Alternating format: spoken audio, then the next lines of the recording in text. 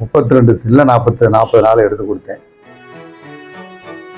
அவருக்கு இஷ்டம் இல்லை. காரணம் என்ன அப்படின்னா, என்னையா சினிமாவில் போய் நடிச்சுக்கிட்டு நாங்கள் ஒரு இதான ஒரு குடும்பத்தில் போயிருக்கோம் அப்படி இப்படின்னு அவர் பின்வாங்கிட்டார். படத்துக்கு தேட்டர் தர மாட்டேங்க. சென்ட்ரல் சினிமாவில் ஒரு நாள் போட்டு பார்ப்போம் அப்படின்னாப்புல.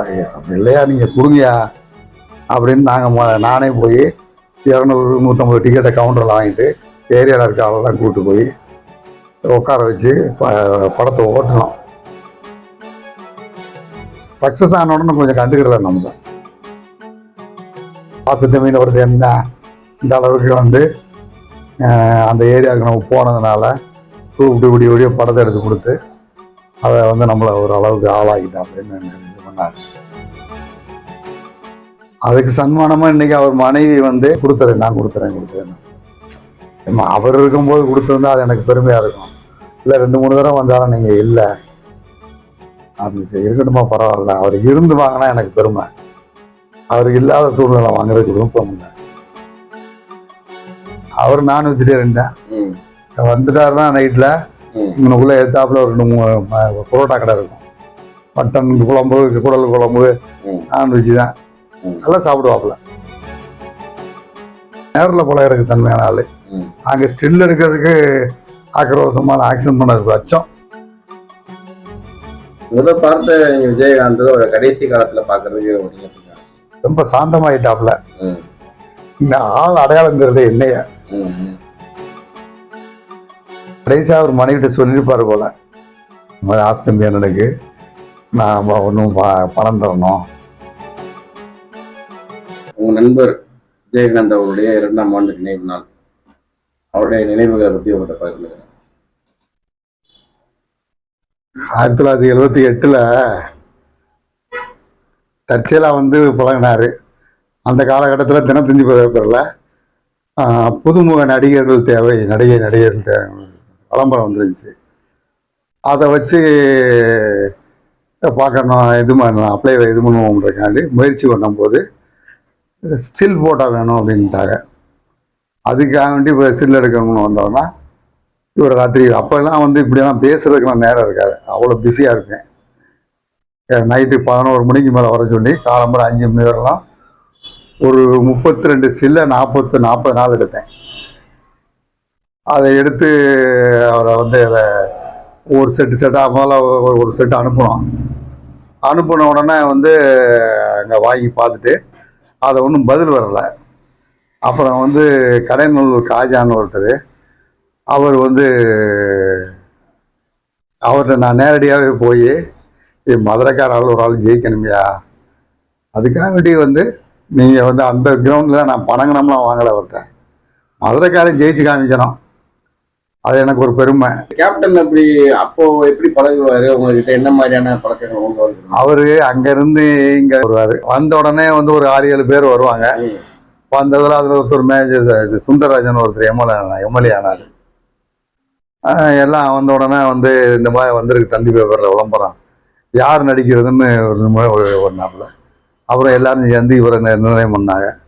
அப்புறம் நான் நடிக்கிறதை பற்றி ஒன்றும் இல்லை, அதனால் நான் ஆக்ஷன் பண்ணி காமிக்கிறேன், நீங்கள் அதை மாதிரி செய்ய முடியுமான்னு பாருங்க. அப்படி இல்லையா, இப்போ ஃபிலிம் பேரு, பொம்மை, இந்த மாதிரி ஃபிலிம் மாலையா, அப்படி பல புத்தகங்கள்லாம் வாங்கி இதில் ஆக்ஷனை காமிக்க சொல்லி ஆக்ஷன் செய்ய சொல்லி அப்புறம் படத்தை எடுத்தோம். படத்தை எடுத்து ஒரு செட்டாக அனுப்பினோம். அனுப்பிக்கிட்டு இருக்கும்போது முதல்ல ஒரு அவளை இது புதுப்படம்ல புதுசாக புதுமுக நடிக்கிறதுனால அது யாரும் எடுக்கிறது கொஞ்சம் பின்வாங்கிட்டாங்க. அப்புறம் தான் இங்கேருந்து ஒரு தடவை போய் நான் எடுத்து கொடுத்துருக்கேன் ஸ்டில்லு, நீங்கள் அது மதுரைக்காரர் ஜெயிச்சு காமிக்கணுன்றக்காண்ட எடுத்து கொடுத்தேன் அப்படின்னு உடனே சரி செய்வோம் அப்படின்னு தான். அப்புறமேலே இவரை அந்த மேக்கப் டெஸ்ட் அது இதெல்லாம் போட்டு ஒரு 2-3 அவங்க இதுக்கு ஆங்கிளுக்கு ஸ்டில் எடுத்தாங்க. எடுத்து பார்த்த உடனே அவருக்கு அந்த ஃபேஸ் கட் இதெல்லாம் செட் ஆயிடுச்சு. செட் ஆன உடனே சரி. அப்புறம் அந்த நேரத்தில் அவங்க அப்பா அந்த மேல மாசிக்கு கவுன்சிலர் இருந்தார், ஆலசாமி நாயுடு. அவரை சொன்னதுக்கு அவருக்கு இஷ்டம் இல்லை. காரணம் என்ன அப்படின்னா, என்னையா சினிமாவில் போய் நடிச்சுக்கிட்டு நாங்கள் ஒரு இதான ஒரு குடும்பத்தில் போயிருக்கோம் அப்படி இப்படின்னு அவர் பின்வாங்கிட்டாரு. அப்படி இல்லைங்க வந்து ஆர்வப்படுறாரு உங்க மகன், அதை வந்து நம்ம சாதிச்சு காமிக்கணும் அப்படின்னு உடனே சரி அப்போ நீங்கள் செய்யுங்க, என்கிட்ட வந்து பணத்துக்கு எதுக்கு வரக்கூடாது அப்படின்னு. நான் பணம் கேட்டலாம், அவர்கிட்ட பணம் எடுக்கலை. மதுரைக்காரால் ஜெயிக்கணும், அது அந்த அடிப்படையில் தான் ஃபோட்டோ எடுக்கணும் அப்படின்னு ஒரு 32 இல்லை 40 நாள் எடுத்து கொடுத்தேன். எடுத்து கொடுத்து இது பண்ணி மெட்ராஸில் இந்த ரோகிணி இன்டர்நேஷனல் லாட்ஜுன்னு ஒரு டி நகரில் இருந்துச்சு. அங்கே போய் ஒரு ரூமை போட்டு தங்கி இருந்து இவங்க முயற்சி பண்ணிக்கிட்டு இருந்தாங்க. பத்திரிக்கைக்காரர்கள்ட்ட எல்லாம் சொல்லி கொஞ்சம் ஏற்பாடு பண்ணணும் அப்படின்னு உடனே தான் அந்த நேரத்தில் வந்து உங்கள் தினத்தந்தியில் ஜெயராஜன் ஒருத்தர் இருந்தார், அவர்கிட்ட சொல்லி இதை கொஞ்சம் ஹெல்ப் பண்ணுங்க அப்படின்னு. அப்புறம் அவர் அந்த நேரத்தில் ஒரு பேட்டி வாங்கி இது பண்ணாங்க. அப்படி இப்படி இது ஒன்று தான் கடையோட தான் இவருக்காக வேண்டி போய் தான் கடைநல்லூர் போய் காஜாட்ட போய் அவர் வந்து சினிமா எடுக்கணும்னு ஒரு வசதியான ஆள் போய் சொன்ன உடனே சரி அப்படின்னு தான் வந்து அவருடைய பணத்தை போட்டு 1,000 ரூபா செலவழித்து அவர் அந்த காலத்தை 1,000 ரூபா இனிக்கும் இளமைன்ற படத்தை எடுத்தாப்புல. அது கொஞ்சம் அது சக்ஸஸ் ஆகலை. சக்ஸஸ் ஆகலைனாலும் நாங்கள் வந்து அந்த படத்துக்கு தேட்டர் தர மாட்டேங்க. சென்ட்ரல் சினிமாவில் ஒரு நாள் போட்டு பார்ப்போம் அப்படின்னாப்புல. அப்படி இல்லையா நீங்கள் கொடுங்கயா அப்படின்னு நானே போய் 200-150 டிக்கெட்டை கவுண்டரில் வாங்கிட்டு ஏரியாவில் இருக்க ஆளெல்லாம் கூப்பிட்டு போய் உட்கார வச்சு படத்தை ஓட்டின உடனே அப்படியே கொஞ்சம் பிக்கப் ஆகிட்டார். பிக்கப் ஆன உடனே அவருக்கு அதில் அப்புறம் ஆர்வம் வந்துருச்சு. அப்புறம் வந்து ஒரு சக்ஸஸ் ஆன உடனே கொஞ்சம் கண்டுக்கிறல நம்மள. சரி நம்ம இதை எதுக்கு நம்ம கடமையை செஞ்சோம், இவர் அதை நினைக்கிறாரோ நினைக்கலையோ ஏதோ அவர் மனசுக்குள்ளே இருக்கும்ல, இந்த மாதிரி ஆசை மீன் வருது என்ன இந்த அளவுக்கு வந்து அந்த ஏரியாவுக்கு நம்ம போனதுனால கூப்பிட்டு இப்படி படத்தை எடுத்து கொடுத்து அதை வந்து நம்மளை ஒரு அளவுக்கு ஆளாகிட்டோம் அப்படின்னு இது பண்ணார். அப்புறம் சக்ஸஸ் ஆன பிறகு அந்த ஆளை இது பண்ண முடியலை, அவ்வளோ படங்கள் இதாகிடுச்சு. அதுக்கு சன்மானமாக இன்றைக்கி அவர் மனைவி வந்து தரணும் கொடுத்துறேன் நான் கொடுத்துறேன். அவர் இருக்கும்போது கொடுத்துருந்தா அது எனக்கு பெருமையாக இருக்கும். இல்லை 2-3 தடவை வந்தாலும் நீங்கள் இல்லை அப்படின்னு இருக்கட்டுமா பரவாயில்ல, அவர் இருந்து வாங்கினா எனக்கு பெருமை, அவர் இல்லாத சூழ்நிலை வாங்குறதுக்கு விருப்பம் இல்லை அப்படின்னு. அப்புறம் 2-3 தடவை வந்துட்டு போயிட்டாங்க. இப்போ கூட போன மாதம் கூட வந்துருச்சுங்களா, எனக்கு விருப்பம் கிடையாது. அப்புறம் நான் நேரில் சென்னைக்கு போய் அந்த பையங்க எல்லாமே ஒரு மயங்க 2 பையன் இருக்காங்க போல். அப்புறம் அவங்களும் ரொம்ப நேரம் டிஸ்கஸ் பண்ணாங்க. உங்களுக்கு என்ன உதவினாலும் வாங்க, நாங்கள் செய்கிறதுக்கு கடமை போட்டுருக்கோம் அப்படி இப்படின்னா. இப்போ நீங்கள் அவர் இங்கே உங்களோட இருந்து பணியாற்றும் போது எப்படி பேசுவார் பழகுவார்? இங்கே வந்து அவருடைய தன்மை வந்து அதெல்லாம் சாப்பிட்டேன் நான். அதெல்லாம் சும்மா குற்றம் சொல்லக்கூடாது. இப்போ அவர் வந்து உணவு பழக்கங்கள்லாம் எப்படி சாப்பிட்றதெல்லாம் எப்படி இங்கே? அவர் நான் வெஜிடேரியன் தான்.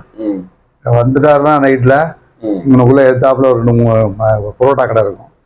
மட்டன் குழம்பு, குடல் குழம்பு, நான்வெஜ் தான் நல்லா சாப்பிடுவாப்புல. அவருக்கு அந்த சாப்பாடுல ரொம்ப உங்களோட சேர்ந்து பகிர்ந்து சாப்பிட்ட அனுபவம்லாம் இருக்கா? ஆமாம்மா, நாங்கள் எல்லாமே இங்கே நைட்டில் இங்கே தான் படுத்துனேன். நான் நைட்டு அதான் 2-3 மணி ஆகி போவோம். இங்கக்குள்ளே வாங்கிட்டு எல்லாரும் உட்காந்து ஒரு 5-6 பேர் சேர்ந்துக்குவோம். சாப்பிட்டுட்டு அப்புறமேலு விடிஞ்சு போயிடும். அதுக்கப்புறம் 1-2 இதை நான் திங்க் பண்ணி வச்சுருப்பேன். விஜயராஜ் இப்படி ஆக்ஷன் பண்ணியா, இதோட இது நல்லா இருக்கும், செய்கிறது திருந்த செய்யணும், காம்படிஷன் உள்ள தொழில் அப்படின்னு அவருக்கு உடன்படுத்தார். அவர் வந்து பார்க்கறதுக்கு ரொம்ப கோபக்காரரா ஆக்ரோஷமா அப்படிதான் எல்லாருமே காட்டுறாங்க. பழகிறதுக்கு தன்மை எப்படிப்பட்ட தன்மை உடையவர்? நேரில் பழகிறதுக்கு தன்மையான ஆள். நாங்கள் ஸ்டில் எடுக்கிறதுக்கு ஆக்ரோஷமான ஆக்ஷன் பண்ணதுக்கு வச்சோம். ஏன்னா சினிமாவில் எல்லாமே நேச்சுரலாக சாந்தமாக இருக்க மாதிரி சீன் வரப்போறது கிடையாது. அதுக்கு ஒத்துழைப்பு கொடுத்தாரு, அதில் ஒன்றும் இல்லை. இறுதி கட்டத்தில் அவர் பார்த்துருப்பீங்க, அவருடைய வாழ்க்கையில் இறுதி கட்டத்தில் அவர் எப்படி இறந்தார்ன்றது பார்த்துருப்பீங்க.